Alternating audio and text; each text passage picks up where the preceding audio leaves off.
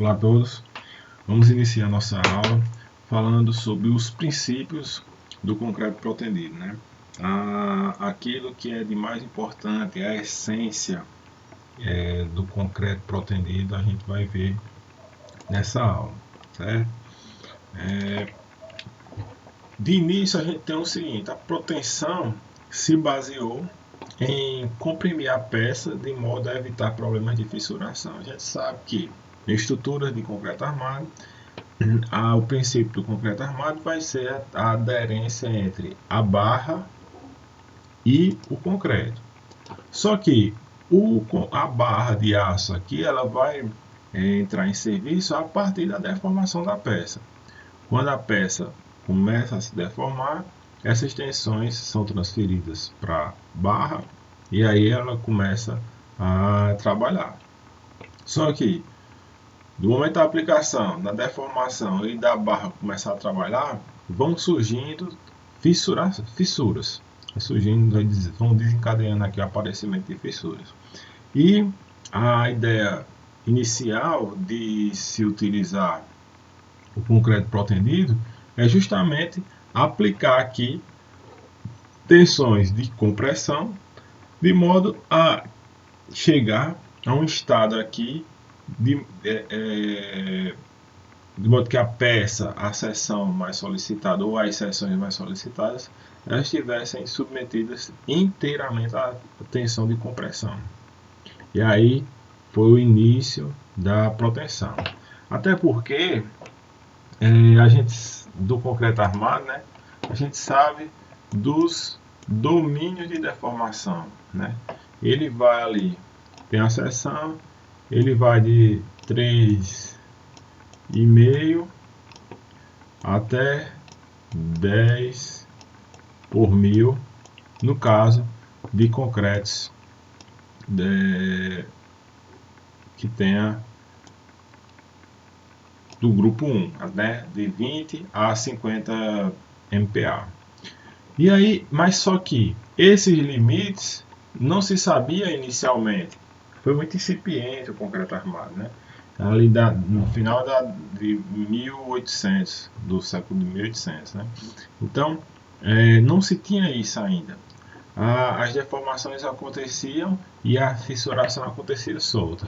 E aí se imaginou aplicando proteção. O que iria acontecer? As seções mais solicitadas estariam todas comprimidas, como é o que a gente está vendo aqui, e não iria surgir tensão de tração. Não surgindo tensão de tração, a gente evitaria o processo de fissuração. Então, aplica-se a força de proteção. Então, devido à carga P, o que era que a gente iria ter nessa seção aqui? Como a proteção é centrada, a tensão seria distribuída, uniformemente distribuída, isso é uma carga axial, né? E devido ao carregamento distribuído aqui, a gente teria o quê? A gente teria um momento, né? Teríamos um momento, que seria compressão e tração, com a linha neutra passando no centro da seção. E aí, a gente teria um gráfico de tensão como esse. Como a gente soma as tensões, o que era que a gente iria ter? Aqui embaixo, na fibra inferior, a gente somaria a tensão se a gente aplicasse uma força de proteção aqui, de modo que essa tensão, devido à proteção, se igualasse com a tensão provocada pelo momento fletor, pelo carregamento, né, que estaria aí, a gente teria um processo de essa tensão seria anulada. E em contrapartida, a tensão que a gente aplicaria aqui na proteção iria somar com a tensão de compressão devido ao carregamento, e aí nós teríamos uma carga de compressão um pouco maior. Só que para o concreto, até certo ponto, carga de compressão não é um problema, né? O problema seria a carga de tração. Então, essa equação aqui estaria bem equilibrada e o principal ponto, nós não teríamos tração. sem tração, nós não teríamos fissuração, né? Então, a proteção, ela também vai ser usada em outros sistemas estruturais, né? Como aço, como a madeira, principalmente. Existem alguns casos de pontos que usam o sistema de proteção, ponte de madeira, que usa o sistema de proteção para suportar mais carga, né? Então, o início da proteção se baseou nisso. Evitar a fissuração, aplicava-se cargas de compressão, evitaria-se a tração e evitaria-se a fissuração. Só que, com o passar do tempo, esse processo foi se aperfeiçoando, né? Foi se aperfeiçoando. Se viu que era possível aplicar uma proteção, ao invés da proteção ser no centro, uma proteção excêntrica, aplicar forças com uma certa excentricidade. E aí, essa força com essa certa excentricidade iria produzir o quê? Supondo que a seção fosse aqui, a gente teria o quê? Como a gente tem carga de compressão aqui e é excêntrica, né? Nós teríamos uma tensão de tração aqui e uma tensão de compressão aqui. Quando a gente somasse essas tensões provocadas pela proteção com a carga devido ao momento, a gente teria uma coisa muito parecida com isso aqui, ó. Na seção final, ao invés de ter muita carga de compressão, a gente iria somar isso com esse, iria diminuir um pouco a carga de compressão. E como eu apliquei uma proteção muito grande, excêntrica, eu poderia ter, em certo momento, poderia até ficar aqui ainda a seção comprimida, certo? Então, isso daí foi a partir disso que o concreto protendido dele foi se aperfeiçoando, né? Então, na 6118 a gente vai ter concreto estrutural. Concreto simples é aquele concreto que não possui armadura ou possui menor que a mínima, a quantidade de armadura menor que a mínima. O concreto armado, que é um sistema estrutural muito bom, onde o seu funcionamento vai depender da aderência entre o concreto e a armadura, né? E a armadura, ela vai ser armadura passiva, onde não se aplicam alongamentos na armadura antes da materialização da aderência entre o concreto e a armadura. Então a armadura vai ser armadura passiva. Já o concreto protendido, o que é que a gente vai ter? No concreto protendido, as armaduras vão ser previamente alongadas com a finalidade, né, de limitar ou impedir a fissuração. A gente vai ver um pouco sobre isso, essa questão de impedir ou limitar a fissuração, porque eu falei anteriormente que era utilizada para evitar problemas de fissuração, não ter problema de fissuração.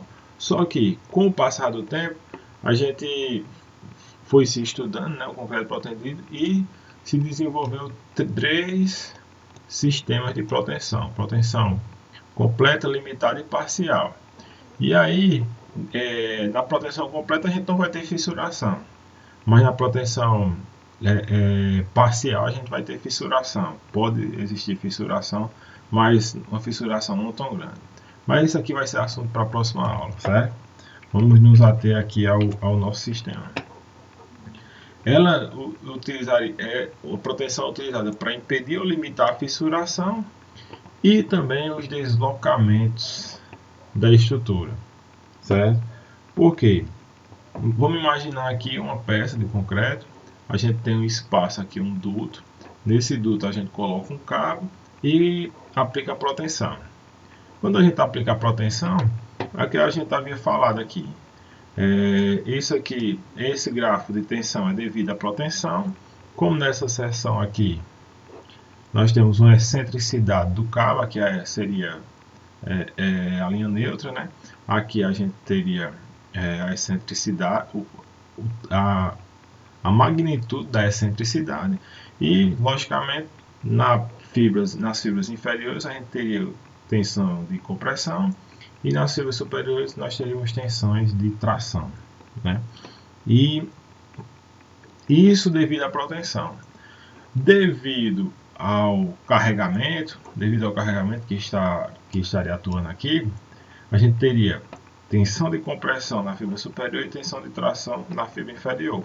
Quando a gente soma os dois carregamentos, a gente vai ficar aqui com uma seção inteiramente comprimida, porque eu tentei desenhar aqui inicialmente, certo? Com isso, a gente evitaria processos de fissuração, né? Com a seção inteiramente comprimida. E um outro ponto importante, quando a gente tem um elemento estrutural e a gente aplica carregamento, a tendência de todo elemento submetido a um carregamento vai ser o quê? Vai ser se deformar. E a deformação da estrutura vai acompanhar, numa estrutura como essa, seria mais ou menos isso, né? Ela se deformando. Com a aplicação da proteção, o que é que a gente vai ter? Temos aqui o cabo. O cabo é tracionado, vai ser protendido, né? E isso vai gerar um empuxo do cabo aqui no concreto, que vai fazer com que, quando esse cabo é tracionado, a tendência vai ser que a estrutura volte à sua forma original, ou diminuir essa deformação aqui. Ele diminuir esse deslocamento, certo? Diminuir o deslocamento, na verdade, né? Então, a proteção ela vai ter como cargo, como princípio, né? Como principal, vai ser limitar a fissuração e limitar os deslocamentos. Ajudar a diminuir a fissuração ou evitar ao máximo, completamente, né? E também ajudar na questão dos deslocamentos. Além disso, e isso é muito bom aqui para o concreto protendido, ele proporciona isso, né?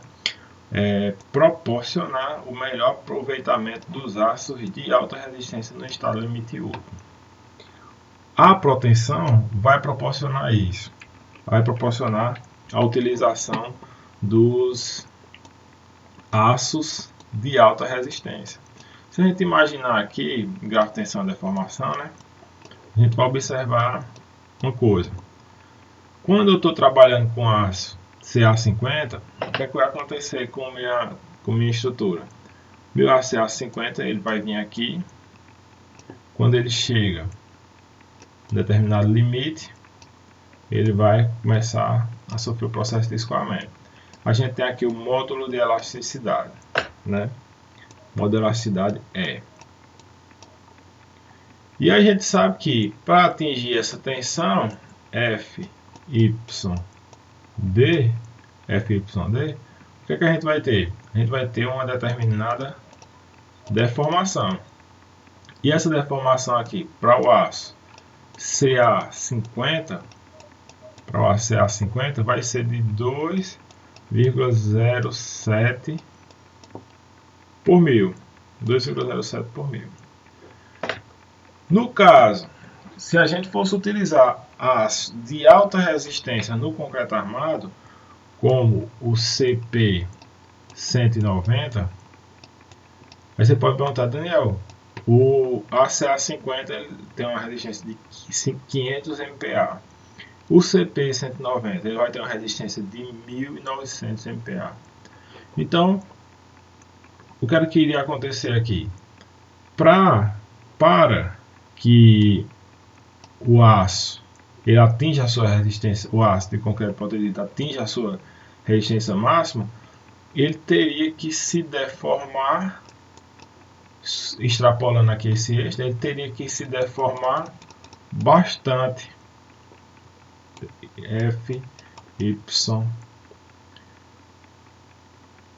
teria que se deformar bastante. E aí a gente sabe que o limite do concreto protendido vai ser 10, o do concreto armado vai ser 10 por mil. E a gente trabalharia acima ou quase ao redor disso, né? Por isso que no concreto protendido, o que é que a gente faz? Quando a gente coloca o concreto aqui, coloca o material aqui, coloca o cabo na peça e aplica a proteção, quando a gente aplica a proteção, o que é que vai acontecer? Na aplicação da proteção, o cabo já tem uma deformação. Já apresenta uma deformação que vai ser a deformação inicial. Quando a peça está aqui e recebe o carregamento, a seção aqui zero, né, de deformação na seção. Quando aplica o carregamento, o que, é que vai acontecer? Aí sim, aí ela vai receber o carregamento, vai se deformar ainda mais. Essa outra deformação vai ser a deformação que a seção vai estar experimentando, certo? É como se eu tivesse colocando aqui uma barra de concreto armado, uma barra dentro do concreto armado, e ela iria se deformar a partir de agora. E aí a gente observa que quando a gente aplica um estado de tensão, a peça vai se deformar, a barra vai se deformar, vai estar submetida a um determinado esforço, F aqui. Quando entra em carregamento, no estado limite último, né, a peça vai suportar, o cabo vai suportar ainda mais força, só que a deformação ali, quando a gente for estudar os domínios, né, os domínios de deformação, a deformação que vai entrar vai ser essa. A deformação que vai entrar vai ser essa. E não essa mais essa daqui. Essa daqui aconteceu na proteção. Fez a proteção. Quando ela for trabalhar, vai entrar só essa. Então, a deformação vai ser menor. Não vai ser isso tudo. Não vai ser isso tudo. Vai ser só isso aqui, né? Então, por isso que na proteção a gente aproveita ao máximo os aços de alta resistência. E quando a gente utiliza concreto de alta resistência também, isso aí vai ser potencializado. Então, em termos de obras, enfim, né? Hoje o concreto protendido trabalha com a seção completamente protendida, ou pode trabalhar com a seção levemente tracionada, tendo como limite a fissuração da peça. Como a gente havia falado, nós vamos ter três estágios, assim, três níveis de proteção. Proteção completa, eu não tenho tensão de tração. Proteção limitada, onde a proteção limitada a gente tem como limite, né, a resistência à tração do concreto. Eu não posso atingir, não posso superar isso. E a proteção parcial vai ser aquela proteção onde as aberturas de fissura vai ter na peça, né, vão surgir as fissuras aqui, a gente calcula as aberturas de fissura, e as aberturas de fissuras vão para esse nível de proteção, elas vão ser limitadas. A gente vai aplicar ali a proteção de modo a limitar a abertura de fissura. Isso promove, quando a gente utiliza nível de proteção diferente, limitada e parcial, a gente promove até uma certa economia, porque não precisa colocar tantos cabos, não precisa a estrutura ser tão robusta como é no caso da proteção completa, certo? A gente pode diminuir o número de cabos, pode diminuir a força de proteção, e isso aí a gente gera uma certa economia, ok? A grande vantagem do concreto protendido é o controle da fissuração e das deformações do elemento, como a gente havia falado aqui. No concreto pretendido, a gente vai ter o controle da fissuração, porque a estrutura vai estar comprimida, ou se ela tiver comprimida e uma partezinha tracionada, essa tensão de tração aqui vai ser uma tensão que vai ser menor que a resistência do concreto, à tração, e também vai estar limitada ao limite máximo de abertura de fissuras. Suportando mais carga, e é lógico, aí sim, aí vai suportar mais carga quando a gente utiliza aços e concretos de alta resistência. Imagina aí, aqui nessa estrutura, né? Nessa figura aqui. Quando eu utilizo aço de alta resistência, vocês já entenderam mais ou menos como é o funcionamento, a partir do que a gente falou aqui, né, nessa parte, né? A gente vai ter o aproveitamento do aço, como o aço de concreto protendido e o aço de concreto armado, ele vai ter o módulo de elasticidade praticamente igual. Então essa inclinação aqui do gráfico vai ser a mesma. Então eu preciso esticar o concreto, esticar o aço ao máximo para ele suportar uma determinada tensão, ele sofreu uma determinada deformação. Ele, a partir dessa operação, já promove um estado prévio de compressão na peça, né? E quando ele entra em ação, quando as cargas são aplicadas, ainda tem uma grande margem para se trabalhar. Para a partir daí ele começar a trabalhar e se deformar ainda mais com a aplicação do carregamento. Então tem um fôlego muito grande, né? O que eu não teria com o aço de concreto armado, por exemplo. E quando eu utilizo o concreto de alta resistência, aí eu vou potencializar ainda mais, porque eu posso aplicar proteção muito grande e a parcela que estaria comprimida, né, eu posso aplicar carga de compressão ainda maiores. Por quê? Quando eu protendo a peça, ele vai estar submetido a esse estado aqui de tensão. A carga de compressão vai ser uma carga muito grande. Quando eu aplico o carregamento, aqui, é que vai aliviar a compressão no concreto. Por quê? Com o carregamento, né, eu vou ter tensão de tração aqui e compressão aqui. Mas antes eu só tinha esse carregamento aqui. Então o concreto também tem que ser muito resistente, porque a gente aplica uma tensão de compressão, uma tensão de proteção muito grande, e o concreto também tem que resistir a isso. Quando ele entrar em funcionamento, aí a gente vai ter um equilíbrio maior, né? Então, quando a gente utiliza aços de alta resistência e concreto de alta resistência, isso aí vai ser potencializado.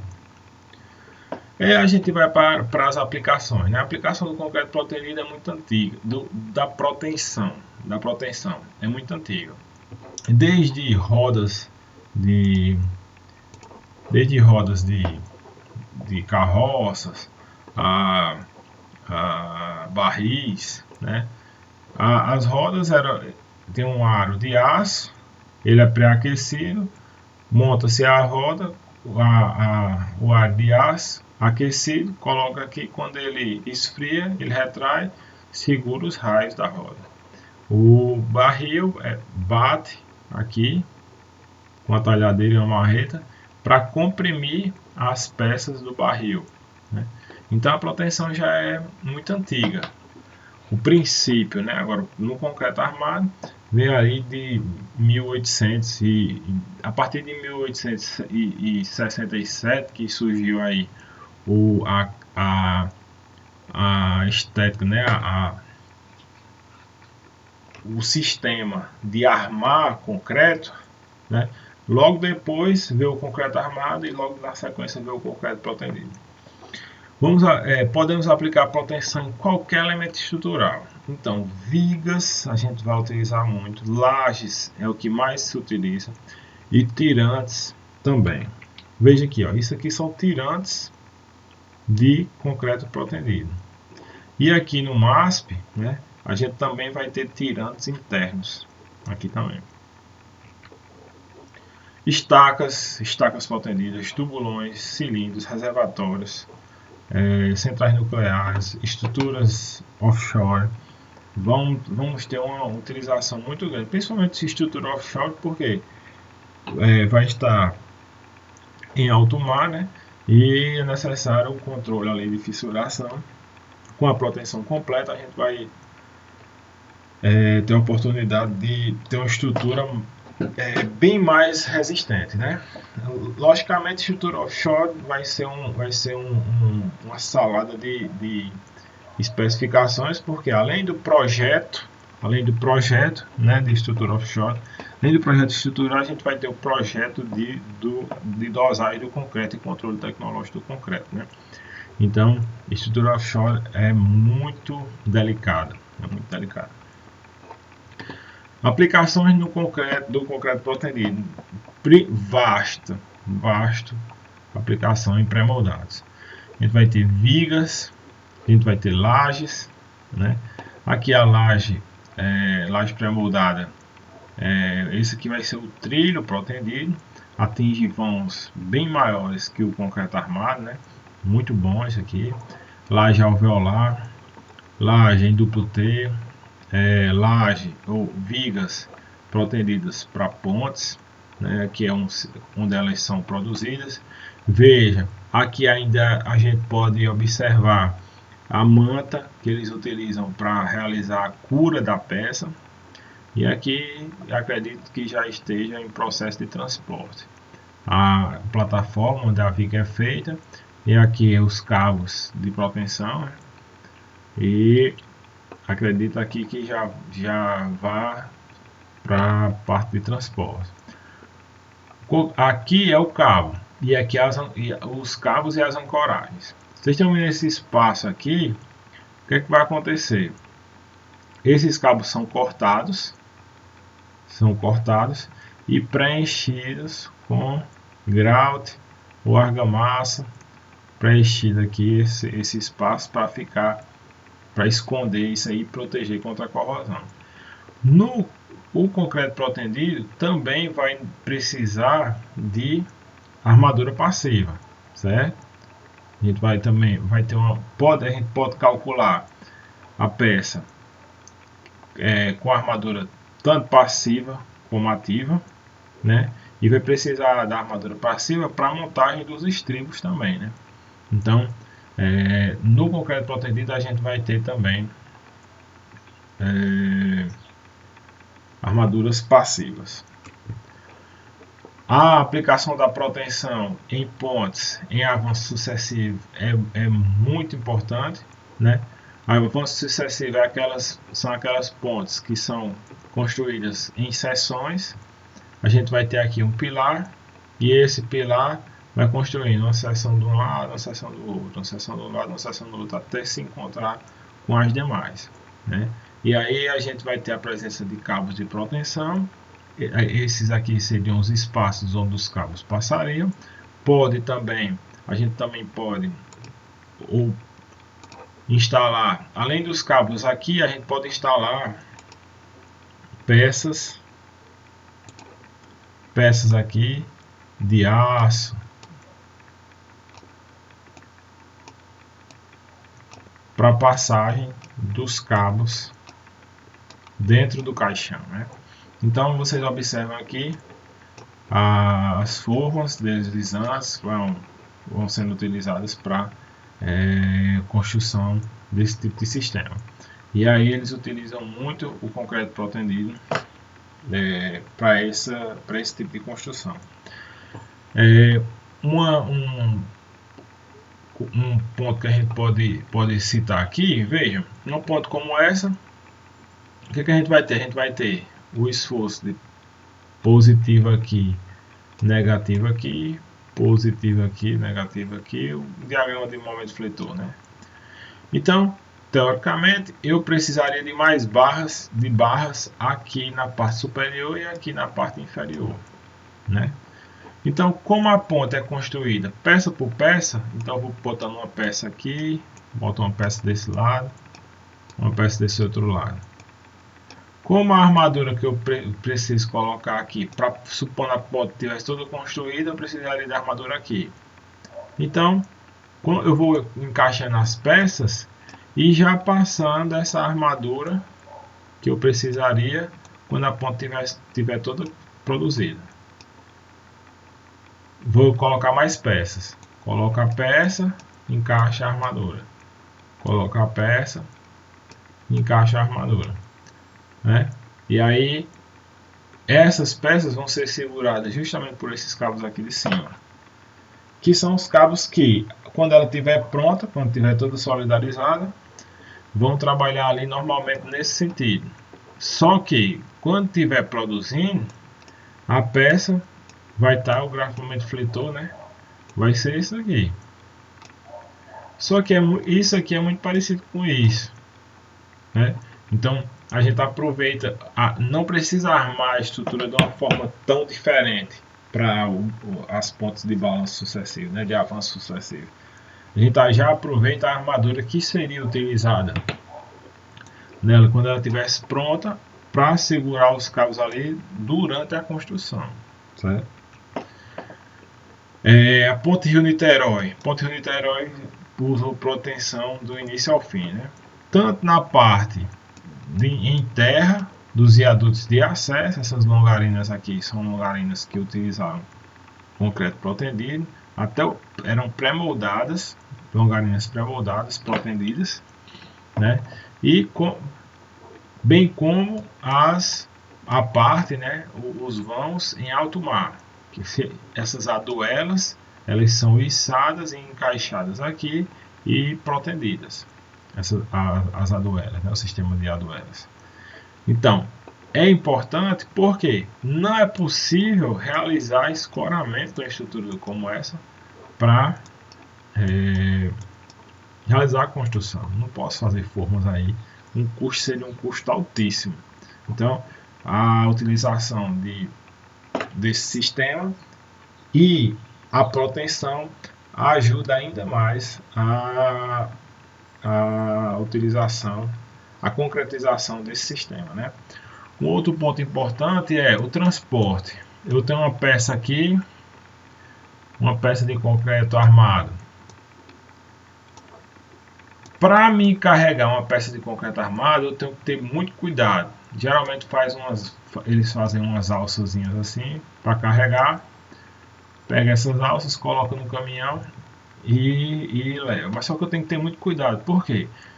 Se a peça eu puxar mais de um lado do que de outro, né? Pode ser que gere um esforço no qual essa armadura que está aqui não seja suficiente. E aí a peça pode romper. Quando a estrutura é protendida, já tem um estado prévio de tensão aqui nas seções, né? Corre um risco muito pequeno, o risco é menor da peça fissurar, entendeu? Então até na questão do transporte, o concreto protendido é melhor de se transportar do que o concreto armado. Um pouco do histórico do concreto estrutural. Em 1824 surge ali o cimento Portland.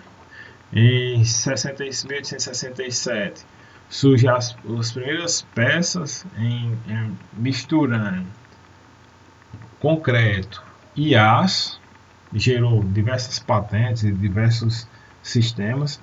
Antigamente era muito complicado, porque se o cara construísse, fizesse uma viga, ele patenteava essa viga. Fizesse uma ponte, ele patenteava o sistema de pontes.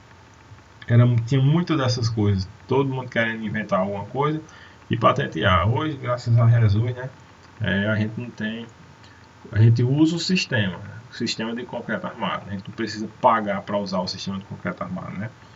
Embora o sistema de proteção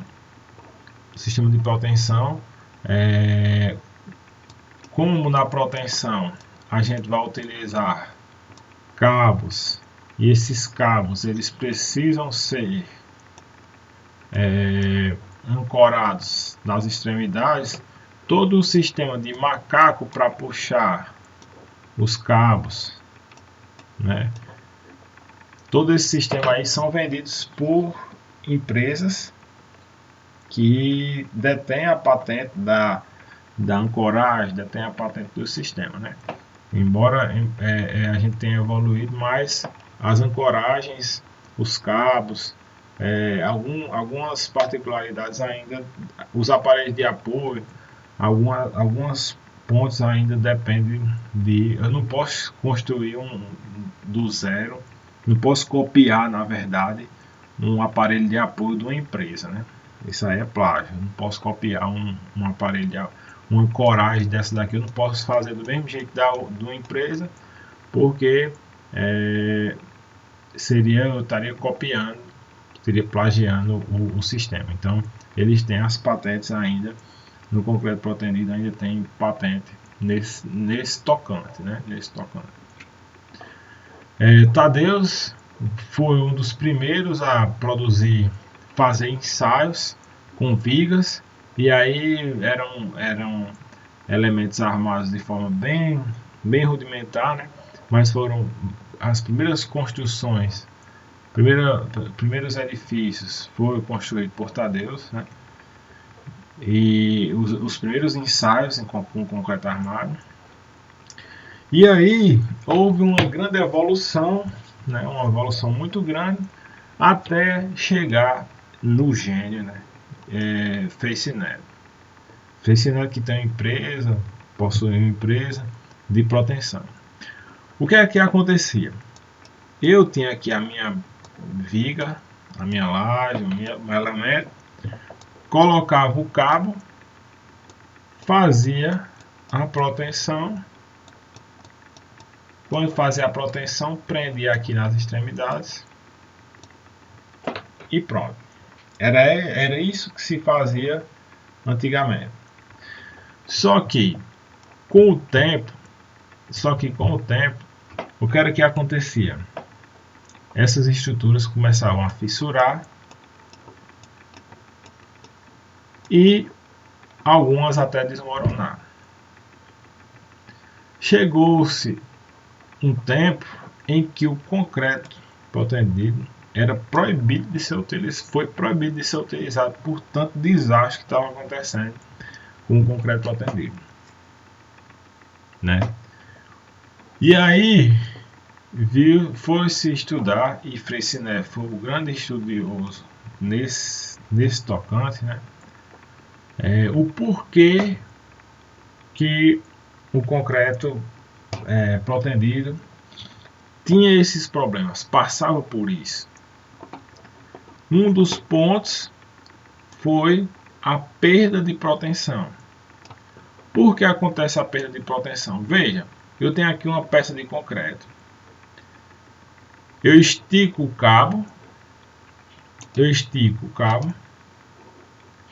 e esse cabo ele vai ser preso ao concreto. O concreto a gente vai moldar ele, mas com o tempo, o que é que o concreto vai acontecer com esse concreto, né? Ele vai sofrer um processo de retração.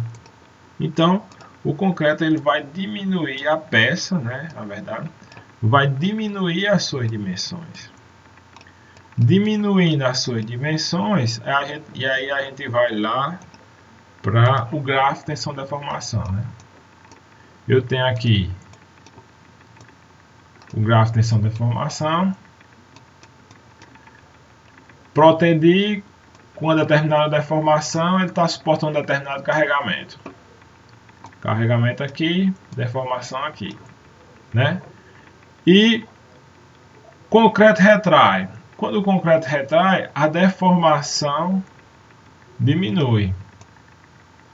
Com a diminuição da deformação, o que é que vai acontecer? A tensão no cabo vai ser menor. Se a tensão no cabo vai ser menor, vai suportar menos carga. E aí, suportando menos carga, vai começar a fissurar e chegar a um determinado momento que não suporta mais carga. A gente vai ter também o processo de fluência. O que seria a fluência? A fluência é: eu aplico carga e todo material vai também experimentar uns com uma determinada intensidade, outros com menos. Aplico carga aqui no elemento, ele vai se deformar, isso aí a gente já sabe. Coeficiente de poação deforma, alonga lateralmente e diminui longitudinalmente, né? Só que com o tempo ele vai se deformar ainda mais, vai diminuir ainda mais. Um fenômeno chamado de fluência. A fluência vai diminuir. Então, se eu aplico carga de proteção, ele já retrai por conta a hidratação do concreto, né? vai retrair. Se eu aplico carga nele e mantém essa carga, a peça vai diminuir ainda mais. Diminuindo a peça, eu vou diminuir ainda mais o que? Diminuo a deformação, diminuo a tensão. Então, a força que eu coloquei inicialmente era uma força calculada, mas só que essa força com o tempo ela iria diminuindo. E aí foi onde surgiram os diversos problemas por conta da utilização da proteção. Por quê? Ninguém sabia como prever essa perda. E aí foi justamente Freycinet Neto que propôs sistemas de proteção, começou a utilizar aços de alta resistência, porque antigamente o pessoal fazia a proteção com aço de concreto armado. E a gente viu que no gráfico, fazendo aqui novamente um gráfico de tensão e deformação, a resistência do aço de concreto armado é uma resistência relativamente baixa. Então, se eu já aplicava proteção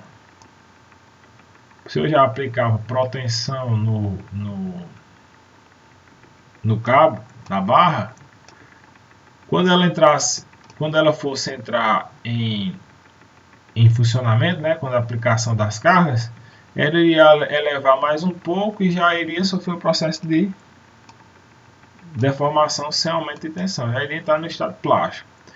E entrando no estado plástico, ela se deforma ali bastante. Se deformando bastante, eu tenho fissuração, até atingir um determinado ponto onde eu tenho a ruptura. Lembrando do gráfico de tensão e deformação, né? Aí eu tenho a ruptura sobre uma determinada tensão aqui. E aí não é viável a gente utilizar aço de concreto armado no sistema de proteção. Foi por isso que se optou por usar aços com maior resistência e englobar as perdas de proteção. Foi aí onde se fechou o concreto protendido. Viu-se as perdas, viu-se como utilizar, e aí, a partir disso, é que ele foi se aperfeiçoando. Certo? Graças a estudiosos como Freycinet, como Leonardo, como o Rich também, foram contribuições muito grandes. E no Brasil, a gente vai ter a contribuição de Aderson e Walter Pfeil, e até o Fusco, que foram os desbravadores aqui no Brasil, que ensinaram essa técnica aí para todos os engenheiros. Eu mesmo, meu professor foi aluno e trabalhou esse da apostila, né, José Gomes. Ele trabalhou com Walter Pfeil lá no estágio que ele fez onde estava na COP, lá no Rio de Janeiro, né? Então é interessante demais o aperfeiçoamento da técnica do concreto protendido. Aqui, como eu havia falado, né? A gente vai ter a peça, aplica uma determinada tensão no cabo. Quando aplica as cargas de serviço, isso vai aumentar ainda mais, né? Quando diferente do concreto armado, onde eu iria ter uma resistência como essa, a resistência suportada pelo aço de concreto armado é bem menor, a gente vê aqui, é bem menor que a do concreto protendido.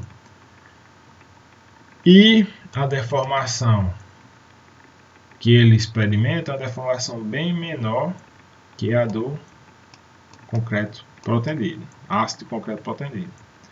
Por isso que o aço de concreto protendido tem que ser previamente tracionado, e aí ele já se deforma bastante, já se alonga bastante, e quando a peça estiver em utilização, a deformação vai ser apenas essa daqui, a deformação da seção, lá nos domínios de deformação, né? A gente vai ter o domínio 1,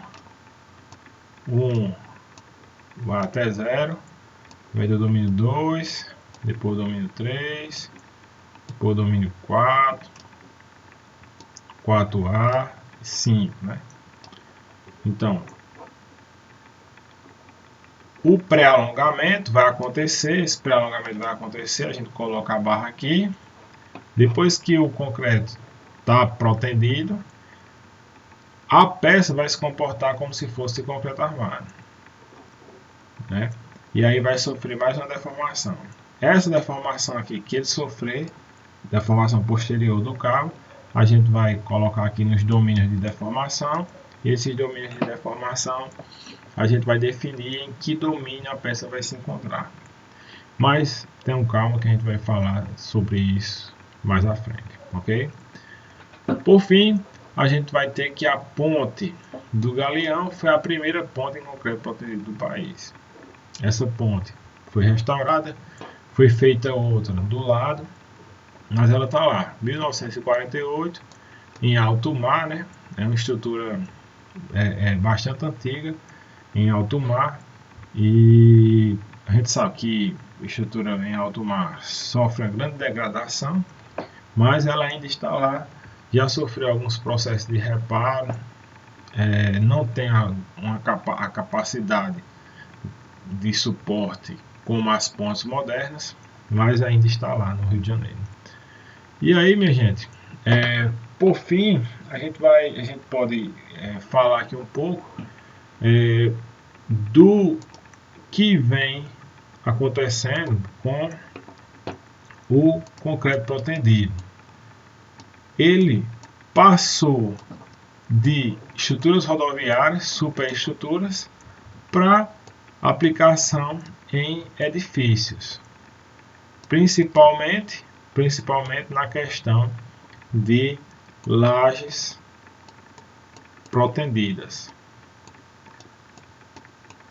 Lajes protendidas é a grande aplicação do concreto protendido hoje, principalmente com cordoalhas engraxadas, monocordoalhas engraxadas, vão ser em edifícios, né, nas lajes de edifícios.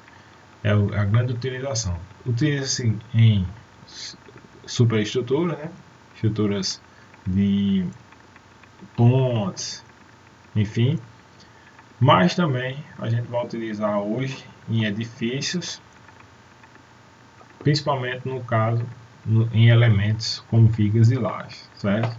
Então, gente, essa é a nossa primeira aula. Sugiro que leiam o material e, se Deus quiser, na próxima aula nós estaremos juntos novamente.